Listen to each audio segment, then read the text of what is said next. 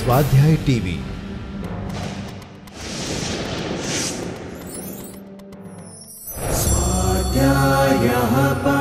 Doctor Baba Saheb Ambedkar open university.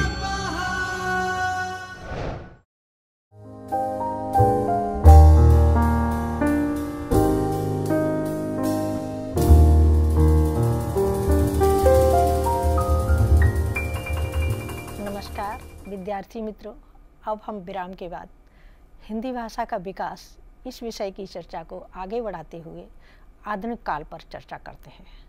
आधुनिक काल अर्थात 1800 ईस्वी से वर्तमान तक। वस्तुतः इतिहास का कोई काल सहसा समाप्त नहीं हो जाता और इसी बात किसी नए युग का समारंभ भी सहसा नहीं होता। इसके रूप निर्माण के बीच 10-20 वर्ष पहले के समाज और साहित्य में विद्यमान रहते हैं। साहित्य और भाषा के क्षेत्र में हिंदी खड़ी बोली का प्रयोग भी 11वीं शताब्दी में होने लगा था, जिसका नाम समय समय पर भिन्न भिन्न रहा। नाथ सिद्धों की वानगियों संतों ने इसे विशेष रूप से आगे बढ़ाया। जैसा कि हम पहले भी कह चुके हैं कि हिंदवी, हिंदी, हिंदवी आदि विविध नामों से मध्य युग में इसका प्रचार प्रसार होता रहा। दक्षिणी के अनेक कवियों ने काव्य भाषा के रूप में दक्षिण भाषा में इसका प्रचार किया, फिर भी यह भाषा साहित्य के क्षेत्र में आगे बढ़ न सकी। खड़ी बोली, इस भाषा के लिए खड़ी बोली शब्द का सबसे पहले प्रयोग अंग्रेजों द्वारा स्थापित फोर्ट विलियम कॉलेज के प्राध्यापकों द्वारा हुआ और इस भाषा का प्रणयन तथा विकास भी। अतः इस भाषा के विकास का इतिहास जानने के लिए हम सर्वप्रथम समकालीन परिस्थितियों को आपके सामने रखेंगे, जिसकी वजह से इसका विकास आगे बढ़ा। आधुनिक काल की पृष्ठभूमि। हिंदी भाषा का आधुनिक काल अर्थात 1800 ईस्वी से माना जाता है। इस आधुनिक काल की शुरुआत सन 1757 में तभी हो गई थी जब ईस्ट इंडिया कंपनी ने नवाब सिराजुद्दौला को प्लासी के युद्ध में हराकर पूरे बंगाल पर राज्य स्थापित कर लिया। सन 1764-65 में बक्सर और कड़ा के युद्ध में हारकर शाह आलम ने उड़ीसा और बिहार की दीवानी अंग्रेजों को बख्श दी। अंग्रेजों को पूरे भारत पर कब्जा करने के लिए मराठा और सिखों को भी पराजित करना था। अतः अंग्रेजों ने 1803 में लासबारी के युद्ध में मराठों को हराकर 1849 में सिखों को हराकर पूरे देश को अपने अधीन कर लिया। बाद में अवध को भी अपने राज्य में शामिल कर लिया। इस विजय से अंग्रेजी शासकों का मदोमस्त होना स्वाभाविक था। अतः अंग्रेजों की कंपनियों से असंतुष्ट विदेशी राजाओं ने एकजुट होकर 1856 में व्यापक स्तर पर विरोध किया, जिसके फलस्वरूप ईस्ट इंडिया कंपनी समाप्त कर दी गई और भारत ब्रिटिश साम्राज्य का उपनिवेश बन गया। अंग्रेजों ने अपनी प्रशासनिक, आर्थिक, शैक्षणिक सभी नीतियों में परिवर्तन किया, जिसकी वजह से सभी क्षेत्रों में आधुनिकता का भारत में दौर शुरू हो गया। इस संदर्भ में डॉक्टर नगेंद्र ने अपने हिंदी साहित्य के इतिहास में लिखा है, इस देश के लोग भी नए संदर्भ में कुछ नया करने के लिए, सोचने के लिए बाध्य हुए। साहित्य मनुष्य के बृहत्तर सुख दुख के साथ पहली बार जुड़ा। यह प्रक्रिया भारतेंद्र के समय से हुई और वह भी गद्य के माध्यम से। आधुनिक जीवन की चेतना की चिंगारियाँ जैसी गद्य में दिखाई पड़ी, वैसी पद्य में नहीं। नया युग अपनी अभिव्यक्ति के लिए नई भाषा की खोज कर रहा था। ब्रजभाषा इसके लिए उपयुक्त नहीं थी, इसलिए आधुनिक काल में ब्रजभाषा काव्य के माध्यम से पुरानी संवेदना की अभिव्यक्ति ही पाती थी। खड़ी बोली गद्य आधुनिक चेतना के फलस्वरूप सक्षम बन पड़ा। अंग्रेजी राज्य की स्थापना के साथ साथ इस देश की सामाजिक संगठना में भी विघटन और परिवर्तन दिखने लगे। पुरातन अर्थव्यवस्था छिन्न भिन्न होने लगी, जाति प्रथा समाप्त होने लगी, गांवों की जड़ता टूटी, गांव शहरों के संपर्क में आने लगे या बाध्य हो गए, किंतु जाति उच्चता की भावना समाप्त नहीं हुई। अंग्रेजों की नई अर्थव्यवस्था में जनता को घोर संकट का सामना करना पड़ा। अंग्रेजों ने यातायात की, शिक्षा की जो सुविधाएं उपलब्ध कराईं, उसका लाभ मात्र उच्च जाति के लोगों को ही प्राप्त हुआ। इस भेदभाव का लाभ भी अंग्रेजों ने ही उठाया, नई नई आर्थिक नीतियों के सारे लाभ श्रमिक वर्ग को नहीं मिले। इसके फलस्वरूप समाज में नए वर्गों का उदय हुआ। उच्च वर्ग और निम्न वर्ग के साथ साथ मध्यम वर्ग का भी भूमिका आई और इस वर्ग की भूमिका ही सबसे अधिक क्रांतिकारी इस युग में कही जाएगी। यह देश अभी तक धार्मिक एकता के सूत्र में बंधा हुआ था, किंतु अंग्रेजों की हिंदू मुस्लिम अलगाववादी नीतियों ने इस देश को राष्ट्रोन्मुखी बना दिया। लोग राष्ट्रीय एकता के प्रति जागृत हो गए, जिसके फलस्वरूप जब अंग्रेजों के विरुद्ध स्वतंत्रता संग्राम छिड़ा तो सारा देश इस संग्राम में एक साथ कूद पड़ा।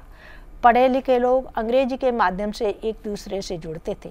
महात्मा गांधी ने अनुभव किया कि पूरे देश की जनता को इस संग्राम में शामिल करने के लिए एक भाषा की आवश्यकता है। उन्होंने जनसंपर्क के लिए हिंदी भाषा को चुना, क्योंकि यह अधिकांश जनसामान्य की भाषा है, देश में सर्वत्र बोली जाती और समझी जाती है। वे इस बात को भी समझते थे कि हिंदी उर्दू में अलगाव बढ़ रहा है। वे इस खाई को भी पाटना चाहते थे। इसलिए गांधी जी ने हिंदी उर्दू के मिले जुले रूप को राष्ट्रभाषा के रूप में मान्यता दी। उन्होंने हिंदी के व्यापक प्रचार की योजना बनाई। इसके अंतर्गत दक्षिण में हिंदी प्रचार के लिए सन 1917 में दक्षिण भारत प्रचार सभा की स्थापना की। तब से अब तक देश के विभिन्न प्रदेशों में अनेक स्वैच्छिक हिंदी संस्थानों की स्थापना हो चुकी है। वर्तमान में हर प्रदेश में स्थापित केंद्रीय हिंदी संस्थान हिंदी के प्रचार प्रसार में पूरा सहयोग दे रहे हैं। इन संस्थानों के हिंदी प्रचार प्रसार के क्रियाकलापों से ही हिंदी के जो विकास हुआ, गति मिली, इसी के फलस्वरूप यह भाषा आज देश की राजभाषा और संपर्क भाषा का स्थान ग्रहण करने में सक्षम हुई है। जिस तरह साहित्य के इतिहास में उत्थान के समय आते हैं, समय समय पर गतिविधियाँ तेज होती हैं, उसी तरह भाषा के इतिहास में भी उत्थान और उन्मेष के क्षण आते हैं। हिंदी भाषा के विकास के लिए कुछ ऐसे ही क्षण इस काल में आए और भाषा ने की निरंतर गति पकड़ी।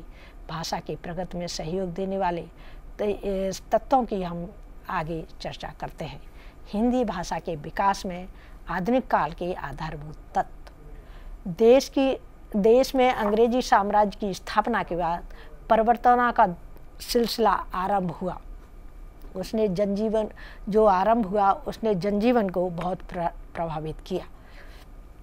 ये सारे परिवर्तन एक क्षेत्र से संबंधित नहीं थे। उसमें कई परिवर्तनों का सीधा संबंध हिंदी खड़ी बोली भाषा के विकास से है, जिसका संक्षिप्त विवरण हम नीचे दे रहे हैं। सबसे पहले है हिंदी में पत्रकारिता का प्रारंभ और विकास। हिंदी में पत्रकारिता का प्रणयन और विकास इसी युग की देन है। बंगाल से प्रकाशित मैगजीन गोस्पेल मैगजीन प्रारंभ में द्विभाषी थी, बाद में त्रिभाषी हो गई। इस पत्रिका के कुछ अंश नागरी में भी प्रकाशित हुए, जिसका सर्वप्रथम सूचना शारदा वेदालंकार ने अपने ग्रंथ प्रारंभिक हिंदी गद्य के स्वरूप में दी। ये स्वरूप से जहाँ ईसाई धर्म को प्रचार हुआ, वहीं पत्रकारिता के जगत में सामाजिक सुधारों के अगुआ राजा राम मोहन राय को विशेष सहायता मिली। वे हिंदी भाषा की अभिव्यक्ति के पक्षधर थे। उन्होंने बंगदूत और संवाद कौमुदी पत्रों का संपादन किया।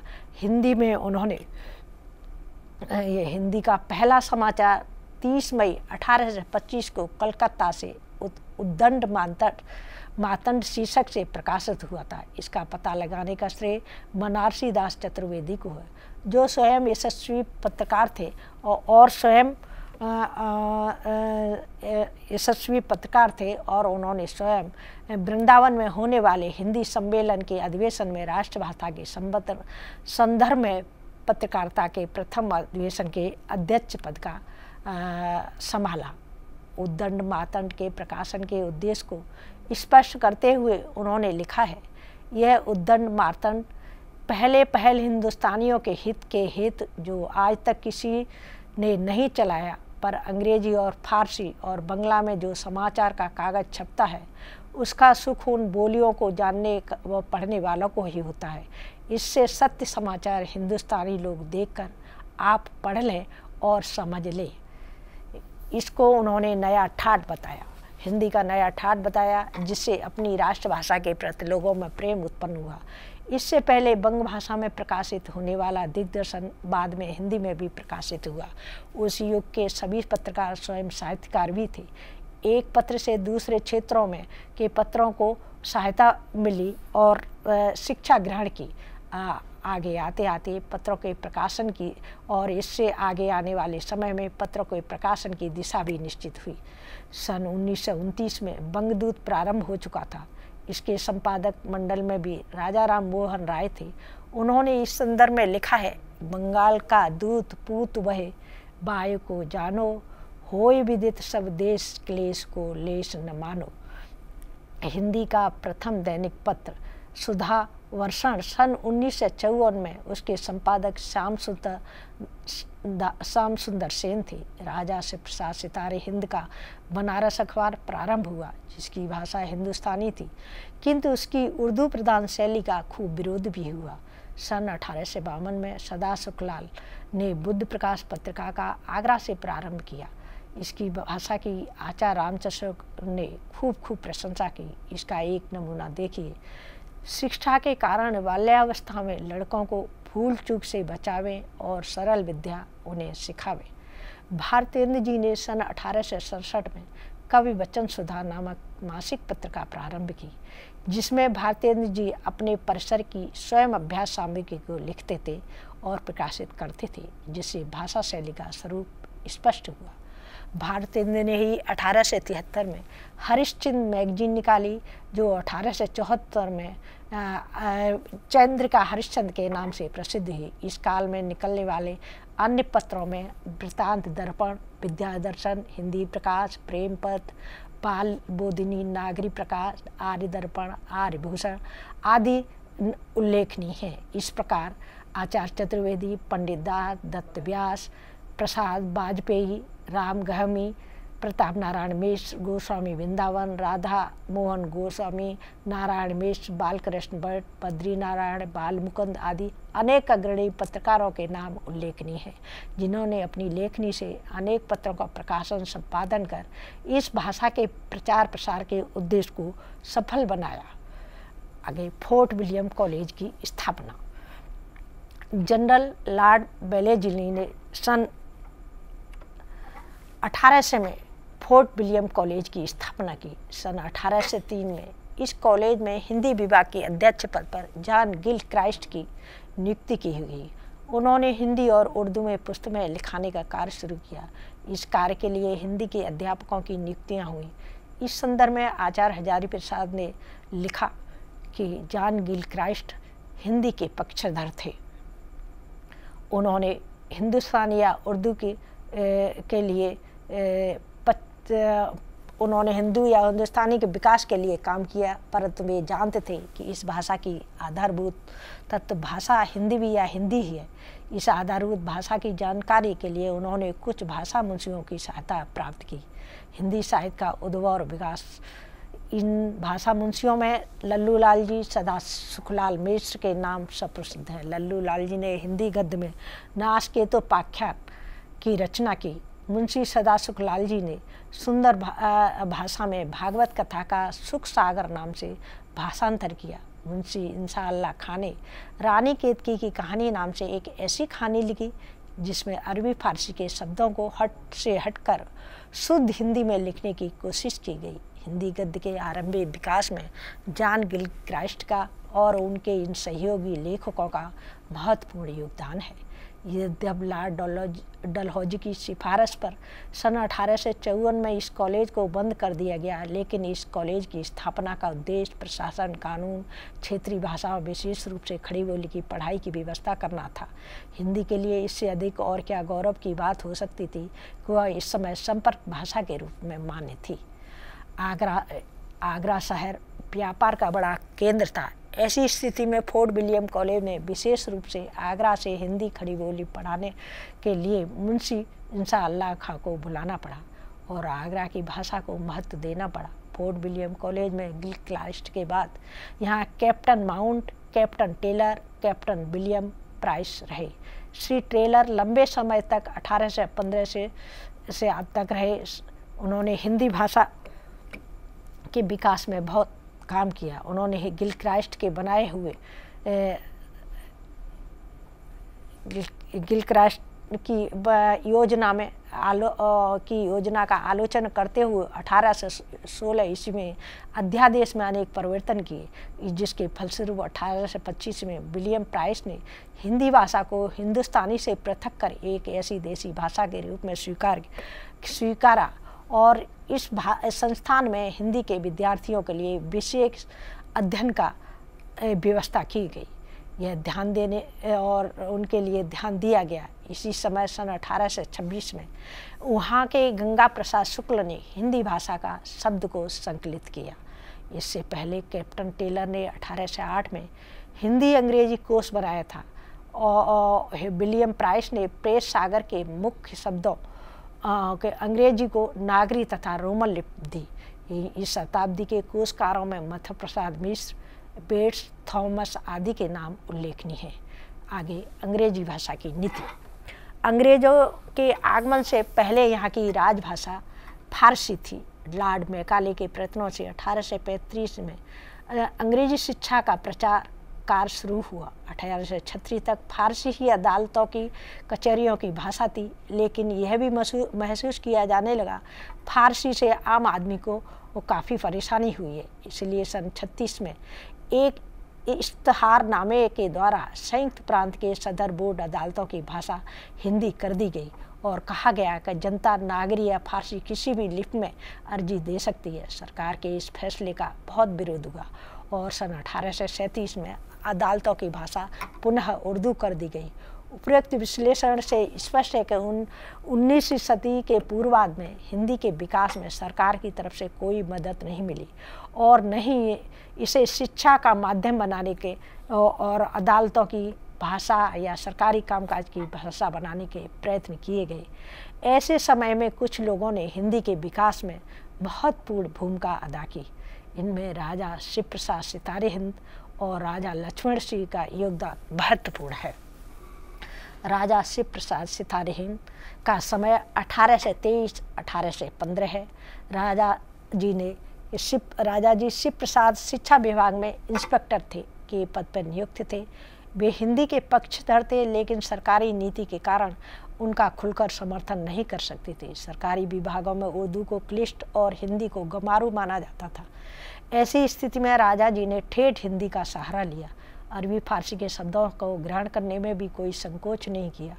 उस समय साहित्य के कोर्स के लिए उन्होंने पुस्तकें तैयार की। इसके लिए राजा जी ने स्वयं भी पुस्तकें लिखीं और पंडित श्रीलाल तथा पंडित बंशीधर को भी इस कार्य में लगाया। पाठ्यक्रम के लिए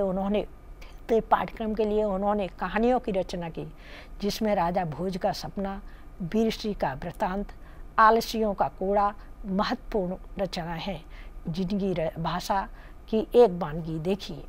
वह कौन सा मनुष्य है जिसने महाप्रतापी राजा भोज का सपना न सुना हो। उनकी महिमा और कीर्ति तो सारे जगत में महिपाल उसका नाम सुनते ही कांप उठते हैं और बड़े बड़े भूपति उसके पांव पर अपना सिर नवाते हैं।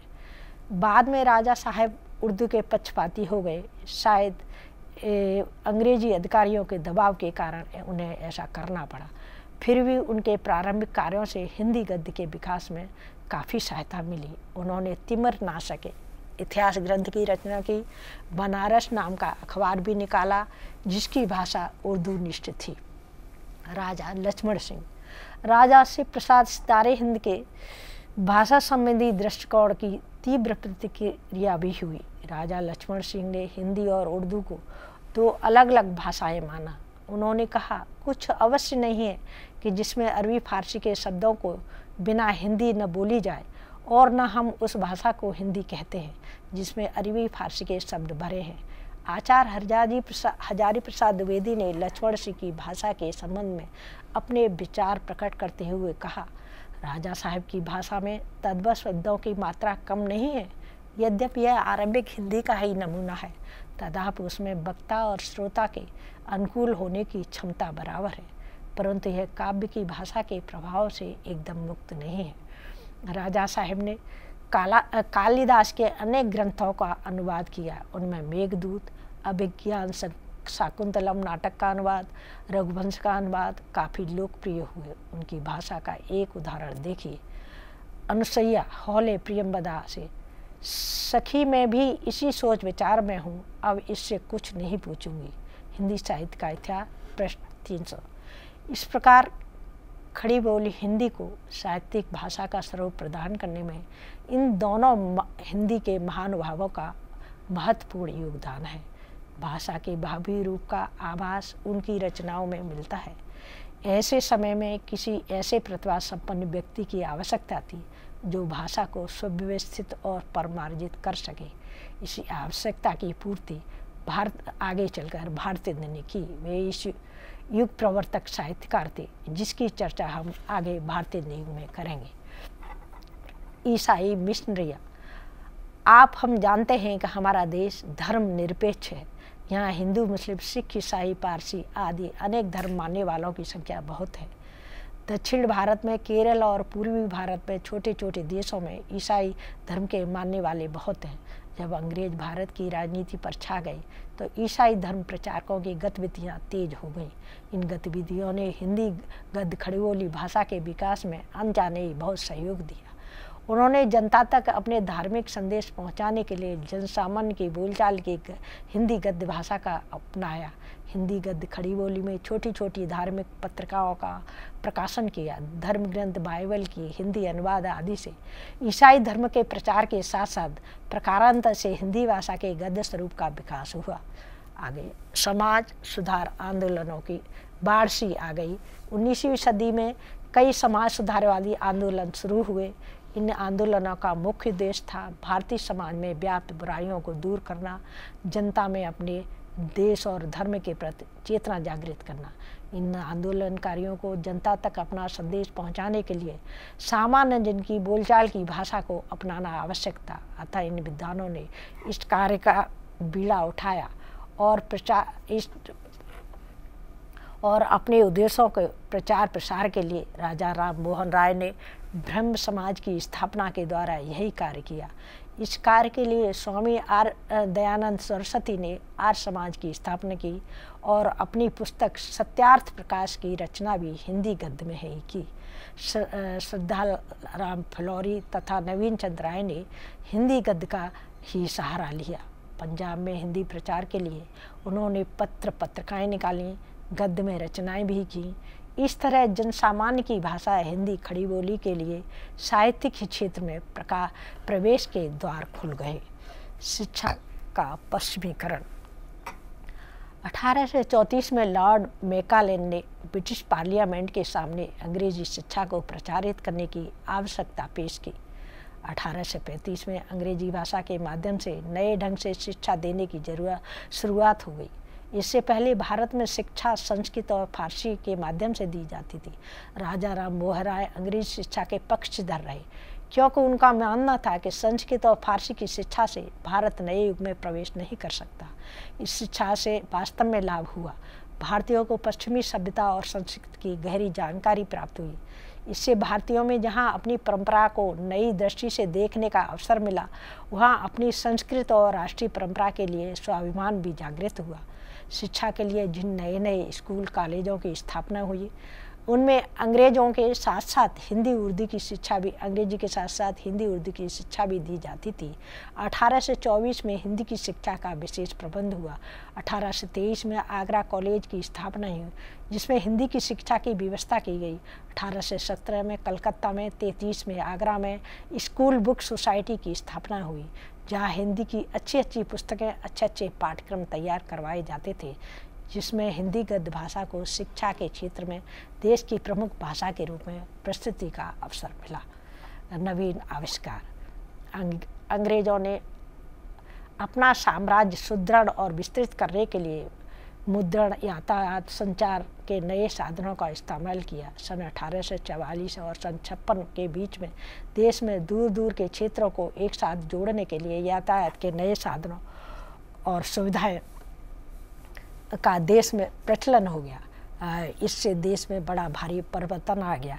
यह यातायात के साधनों से पत्र पत्रिकाओं का प्रकाशन संभव बन पड़ा, क्योंकि समाचार पत्रों को रेल तथा अन्य वाहनों से जल्दी एक दूसरे शहरों तक पहुंचाया जा सकता था। तार की सुविधा से समाचारों को जल्दी से प्राप्त करना और भेजना संभव हुआ। इस कारण बड़ी मात्रा में हिंदी खड़ी बोली में साहित्यिक पुस्तकें, पत्र पत्रिकाओं का प्रकाशन शुरू हो गया। भारतेंदु जी के समय से बड़ी संख्या में ये कार्य शुरू हुआ, जिसके फलस्वरूप ब्रजभाषा के साहित्यिक पद का पर अब हिंदी भाषा को प्रतिष्ठित होने का अवसर प्राप्त हो गया। अब आगे हम भारतेंदु की चर्चा करते हैं। भारतेंदु, ऐसी परिस्थितियों भारतेंदु का आविर्भाव हुआ। इस समय साहित्यिक गतिविधियाँ भारतेंदु की रुचि और सजगता में समर्पित है। इस गद्य की दृष्टि से सही अर्थों में यही गद्य का प्रवर्तन काल था। काव्य के संदर्भ में नई धारा का शुभारंभ हुआ। भारतेंदु और उनकी मंडली का कृतित्व और व्यक्तित्व मुखर रूप में प्रस्तुत हुआ। कवि वचन सुधा के प्रकाशन से नई पत्रिका को प्रोत्साहन मिला। ब्रजभाषा के साथ साथ खड़ी बोली में काव्य रचना होने लगी। काव्य भाषा के संदर्भ में अयोध्या प्रसाद खत्री की खड़ी बोली का आंदोलन उल्लेखनीय है। खड़ी बोली की कविताओं का संकलन 1887 में प्रकाशित हुआ, जो बाद में सज धरकर इंग्लैंड से प्रकाशित हुआ। पिंककोट ने इस संकलन की भूरिभूर प्रशंसा की। बाद में श्रीधर पाठक की खड़ी बोली में काव्य रचना करने लगे। 1856 में एकांत योगी की उन्होंने रचना की, खड़ी बोली रचना की। अब कविता नई चाल में ढलने लगी। कवियों का झुकाव खड़ी बोली की ओर होने लगा। भारतेंदु स्वयं खड़ी बोली में काव्य रचना करने में संकोच करते थे। उन्हें डर था कहीं इस बहाने उर्दू ही न आ जाए। भारतेंदु ने शिव प्रसाद सितारे हिंद और राजा लक्ष्मण सिंह की संस्कृत हिंदी के बीच से एक मध्यम मार्ग निकाला। भाषा में न पंडिताऊपन रहे, न उर्दू की क्लिष्टता। भाषा में से हिंदीपन भी न जाने पाए, इस बात का पूरा ख्याल रखा गया। खड़ी बोली को क्लिष्ट प्रयोगों और पंडिताऊपन से मुक्त किया गया। सादा भाषा शैली निश्चित की गई और इसे नए चाल की हिंदी का संज्ञा दी गई। निज भाषा उन्नत है, सब उन्नत का मूल का मंत्र देने वाले भारतेंदु की सर्वत्र प्रशंसा हुई। यही इसकी एक सार्थक वानगी देखिए। जो लोग विवेकी हैं वे उसे अवश्य स्वीकारेंगे कि श्री हरिश्चंद्र ने उस बिगड़ी हुई भाषा को, जो ग्रामीण स्त्री वेश में थी, सुधार कर सुसंपन्न नागरी करके नागरी शब्द को सार्थक दिखलाया। हिंदी भाषा ने उनके समय में यह लावण्य या माधुर्य धारण किया कि लोग देखते ही मुग्ध हो जाते थे। डॉक्टर भाहिरी की हिंदी भाषा का स्वरूप पृष्ठ 52 से उद्धृत। यह सच बात है कि आपकी हिंदी और हिंदुस्तानी सबसे मनोहर है। उसके बदले में राजा शिव प्रसाद को अपना ही हित सबसे भारी बात है। पिंककोट। इसकी चर्चा करते हुए आचार्य रामचंद्र शुक्ल ने भी हिंदी साहित्य के इतिहास में लिखा है, जब भारतेंदु अपनी मजी हुई परिष्कृत भाषा सामने लाए तो हिंदी बोलने वाली जनता को गद्य के लिए खड़ी बोली का प्राकृतिक और साहित्यिक रूप मिल गया। भाषा के स्वरूप का प्रश्न ही न रहा, भाषा का स्वरूप स्थिर हो गया। भारतेंदु ने एक साथ कई प्रकार की गद्य शैलियों का अपनाया। भारतेंदु की भाषा में सामाजिक स्थान प्रस्तुत हुआ और चुभता व्यंग भी। फारसी शब्दों से भी उन्हें कोई परहेज नहीं था, जैसे खुदा इस आफत से जीव बचाए। तत्सम शब्दों से युक्त भाषा, जैसे यदि हमको भोजन की बात हुई तो भोजन का बधान बांध देंगे। कहीं कहीं अंग्रेजी शब्दों का भी समुचित प्रयोग, जैसे कंपनियों के सैकड़ों गैंग। संस्कृत निष्ठ, जैसे आखाद मेघा छिन्न रहे, आकाश मेघा छिन्न है, साहित्य में चलते रहे। उनकी परकर में बद्रीनारायण चौधरी, प्रेमधन श्रीनिवास मिश्र, पंडित प्रताप नारायण मिश्र, राधाचरण गोस्वामी, तोताराम, बालकृष्ण भट्ट आदि अनेक अग्रणी प्रमुख साहित्यकार थे। राधाचरण गोस्वामी वृंदावन के रहने वाले होने से ब्रज भाषा के निष्णात थे और शुद्ध हिंदी के पक्षधर थे। गोस्वामी जी ने संस्कृतनिष्ठ भाषा को अपनाया। वो बालकृष्ण बिष्ट, प्रताप नारायण, तोताराम श्रीनिवास आदि ने चलती हुई भाषा को अपनाया जो प्रभावी हो सके। प्रताप नारायण मिश्र की भाषा सभी को आकर्षित करती थी। उनकी भाषा में पूर्वीपन की झलक है। वे व्यंग्यात्मक भाषा लिखने में सिद्धहस्त थे। इसका उदाहरण एक देखिए। यह तो समझिए, यह देश कौन है जहाँ पूज्य मूर्तियाँ भी दो एक छोड़ चक्र या त्रिशूल या खड्ग व धनुष से खाली नहीं है, जहाँ धर्म ग्रंथ भी धनुर्वेद मौजूद है। बालकृष्ण भट्ट अच्छे निबंधकार थे, किसी भी विषय पर बड़ी कुशलता से लिख लेते थे। हिंदी का निबंध साहित्य बालकृष्ण भट्ट के बिना अधूरा ही माना जाएगा। अपने विचारों की पुष्टि के लिए संस्कृत से उदाहरण लेते थे। शुद्ध हिंदी के पक्षधर होते हुए भी यथावश्यक अंग्रेजी शब्दों का प्रयोग भी करते थे, जैसे उठाए बैठाए जैसे लोक भाषा के शब्दों भी प्रयोग उन्होंने किए हैं। अपने लेखन में उन्होंने हिंदी को गौरव दिलाया और दिखा दिया कि खड़ी बोली ही साहित्यिक भाषा के रूप में प्रतिष्ठित हो चुकी है। श्रीनिवास ने उपन्यास लिखे, तोताराम ने विविध समाज उपयोगी साहित्य से हिंदी साहित्य का भंडार भरा।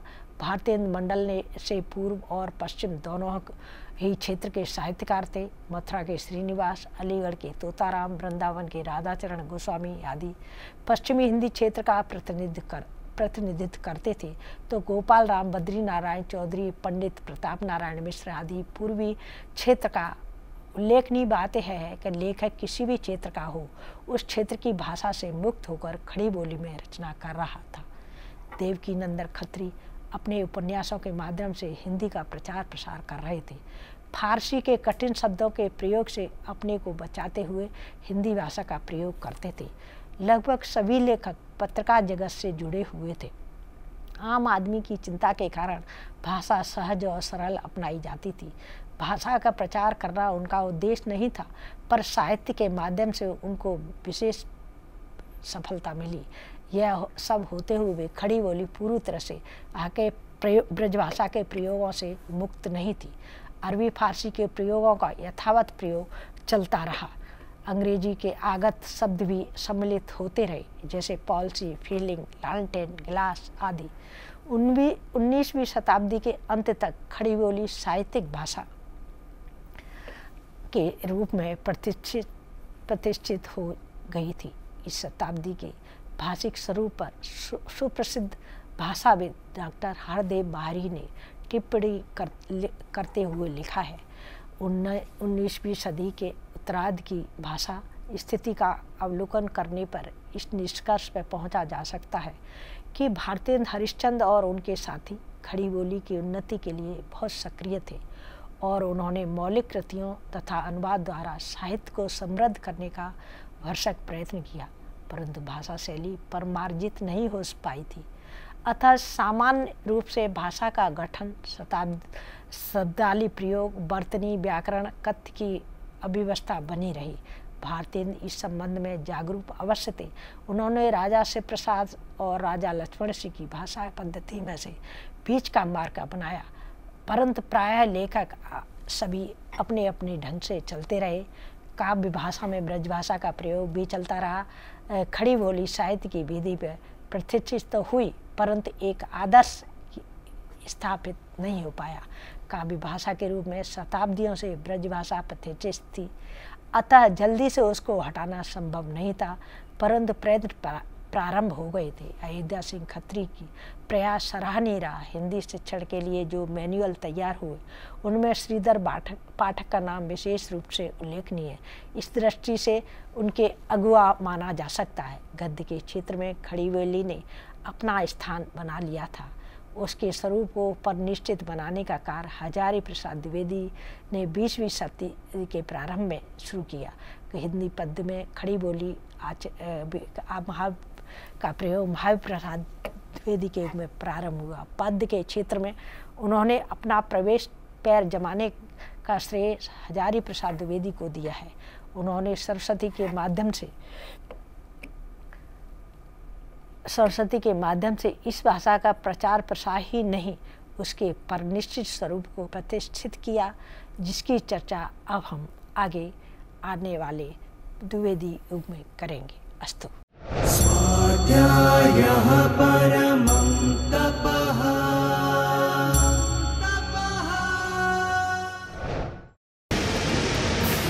स्वाध्याय टीवी